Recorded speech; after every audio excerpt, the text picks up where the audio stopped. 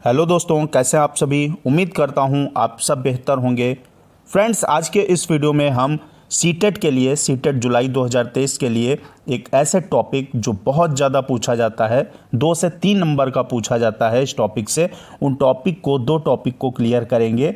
तो शुरू करेंगे वीडियो। और दोस्तों 9 बजे, हर रात 9 बजे आपकी सीटेट जुलाई 2023 के लिए शानदार क्लासेस होंगी। तो चैनल को सब्सक्राइब करके बेल आइकन प्रेस कर लीजिएगा और धुआंधार तैयारी कीजिएगा 100, 120, 25, 30 लाने के लिए। ठीक है, शुरू करेंगे दोस्तों और देखेंगे। ये लीजिए आपका टॉपिक क्या है दोस्तों। यहाँ से आपका पूछा जाता है कई बार, मतलब हर एग्ज़ाम में पूछा जाना ही होता है। तो क्या है दोस्तों, fine motor skill and gross motor skill. अब ये क्या होता है दोस्तों, फाइन मोटर स्किल यहाँ से 1 से 2 नंबर का आता है। कैसे क्वेश्चन पूछे जाएंगे, जैसे आपसे क्वेश्चन पूछा जाएगा कि एक लड़का जो है या एक बच्चा है अपनी शर्ट की बटन बंद कर रहा है, तो उसमें कौन सा स्किल यानी कौन सा स्किल कर रहा है, इस तरीके से करके क्वेश्चन पूछा जाएगा कौन सी स्किल है। तो देखिए, फाइन मोटर स्किल वो होता है दोस्तों, सीटेट का बहुत ज़बरदस्त आपका टॉपिक है ये। फाइन मोटर स्किल वो होता है जिसमें कम मसल्स का प्रयोग होता है, यानी जिसमें ताकत नहीं लगती है, बहुत प्यार से बहुत आराम से काम होता है। फाइन मोटर स्किल उसे बोला जाता है। किससे दोस्तों, एक बार और देख लीजिए। इसमें कम मसल्स का प्रयोग होता है, जैसे जब हम बटन बंद करते हैं, अपनी शर्ट की बटन बंद करते हैं, तो एक ये बहुत हल्का काम होता है, इसलिए इसे फाइन मोटर स्किल कहते हैं। कोई आप सोचिएगा, बटन बंद करते वक्त तो कोई ताकत लगती है क्या? नहीं लगती है। या कॉम्ब यानी कंघी करते समय कोई ताकत लगती है? नहीं लगती है। बहुत हल्की ताकत की ज़रूरत होती है, बहुत हल्की।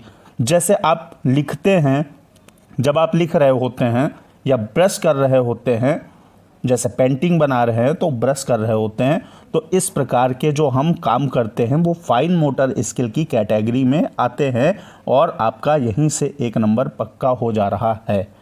अगला देखेंगे दोस्तों, ग्रॉस मोटर स्किल क्या होता है। ग्रॉस मोटर स्किल की बात अगर हम करें तो क्वेश्चन कई बार fine motor skill, gross motor skill से पूछा जाता है। इसमें क्या होता है दोस्तों, इसमें मसल्स का ज़्यादा इस्तेमाल होता है। जैसे जब आप रनिंग करते हैं तो मसल्स का ज़्यादा इस्तेमाल होता है, तो ये हो जाता है आपका ग्रॉस मोटर स्किल। स्विमिंग अगर हम कर रहे हों तो हमारे हाथ पैर सब चलते हैं, तो इसमें भी आपका ग्रॉस मोटर स्किल हो जाता है। और जंपिंग करते हैं तो भी हमें ज़्यादा मसल्स की ज़रूरत होती है, तो इसे हम ग्रॉस मोटर स्किल कहते हैं। तो समझ में अब तक आ गया होगा, फाइन मोटर स्किल जो बहुत हल्के काम हैं, जैसे आपका बटन लगाना हुआ, कंघी करना हुआ, या आपका ब्रश करना हुआ या लिखना हुआ, ये सब फाइन मोटर स्किल के अंतर्गत आता है। और ग्रॉस मोटर स्किल की अगर बात करें तो जिसमें दोस्तों ज़्यादा मसल्स का यूज़ होगा, जैसे रनिंग है, स्विमिंग है, जंपिंग है, इत्यादि ऐसे कार्य हैं, उनमें ग्रॉस मोटर स्किल के अंतर्गत ये सारे कार्य आते हैं। ठीक है, तो अब आपसे अगर पूछा जाएगा कि एक बच्चा दौड़ रहा है तो वो किस स्किल के अंतर्गत आएगा, तो रनिंग कर रहा है यानी उसकी मसल्स का ज़्यादा यूज़ हो रहा है, तो वो ग्रॉस मोटर स्किल के अंतर्गत आएगा। अगर बटन लगा रहा है शर्ट की, या आपका कॉम्ब कर रहा है यानी कंघी कर रहा है, तो फाइन मोटर स्किल होगा। यहाँ से आपके 1 से 2 नंबर पक्के हो चुके हैं और ये टॉपिक निश्चित एक क्वेश्चन तो आना ही होता है। अगला दोस्तों क्या है, अगला देखिए, विकास की दिशा का सिद्धांत। यहाँ से दोस्तों आपका क्या पूछा जाता है, ये विकास की दिशा का सिद्धांत है। यहाँ से 2 चीज़ें आपकी वेरी मोस्ट इंपॉर्टेंट हो जाती हैं, हर एग्ज़ाम के अंदर आती हैं, तो आपका मोस्ट इंपॉर्टेंट चीज़ें हैं।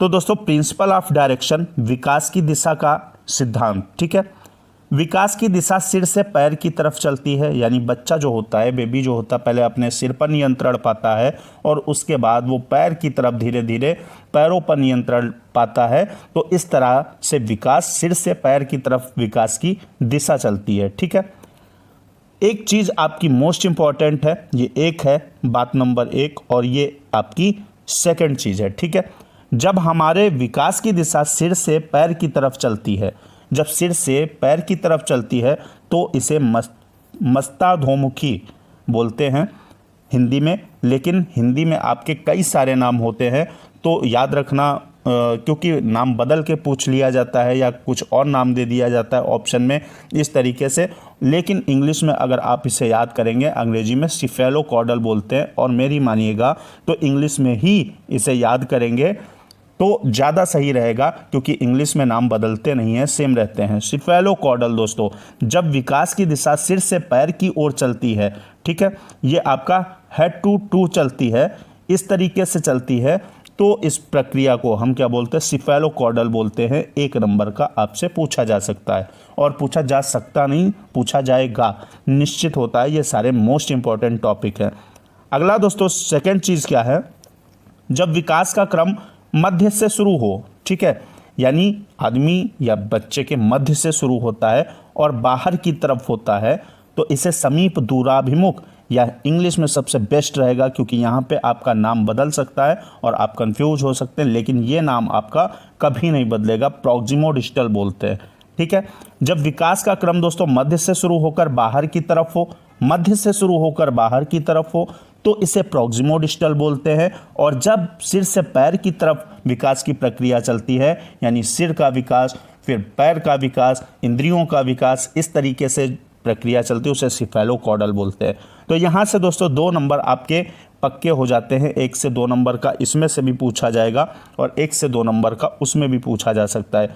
तो 2 से 3 या 4 नंबर का आपका काम इन 2 टॉपिक से हो जाएगा। कल के वीडियो में मैं इम्पॉर्टेंट टॉपिक के साथ, जो सीटेट के लिए मोस्ट इम्पॉर्टेंट होगा, फिर आपको जीन पियाजे भी कराना है, वाइगोत्स्की भी कराना है, और वैन हिले भी कराना है। इस तरीके से आपके टॉपिक क्लियर होते जाएंगे। तो चैनल को सब्सक्राइब कर लीजिएगा, बेल आइकन प्रेस कर लीजिएगा, और 9 बजे कल रात एक बार फिर से हमारी और आपकी मुलाकात होगी शानदार टॉपिक के साथ और बेहतरीन क्लास के साथ। तब तक के लिए जय हिंद, वंदे मातरम।